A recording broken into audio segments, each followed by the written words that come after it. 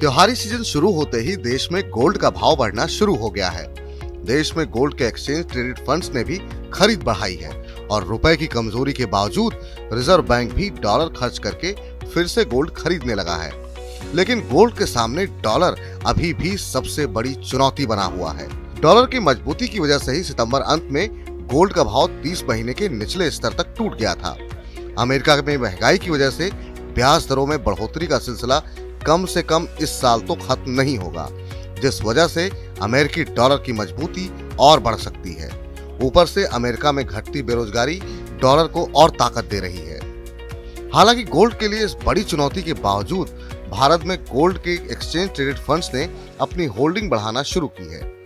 World gold council की report कहती है कि सितंबर में भारत के गोल्ड ईटीएफ्स ने 400 किलो गोल्ड की खरीद की है और उनकी कुल होल्डिंग बढ़कर 38.5 टन हो गई है। भारत में सिर्फ गोल्ड ईटीएफ्स ही नहीं बल्कि रिजर्व बैंक ने भी सोने की खरीद फिर से शुरू कर दी है।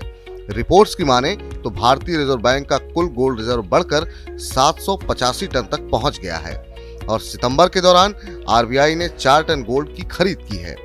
अगस्त में आरबीआई ने कोई खरीद नहीं की थी, लेकिन सितंबर में डॉलर में आए जोरदार उछाल और घटते विदेशी मुद्रा भंडार के बावजूद रिजर्व बैंक ने गोल्ड खरीदने के लिए डॉलर खर्च किए हैं। हालांकि वैश्विक स्तर पर देखें तो गोल्ड के एक्सचेंज ट्रेडेड फंड खरीदने के बजाय सोना बेच रहे हैं और केंद्रीय बैंकों ने भी खरीद में ज्यादा बढ़ोतरी नहीं की है। लेकिन सितंबर के दौरान भाव घटा देख भारत में इन दोनों ने ही गोल्ड खरीदने का मौका देख लिया।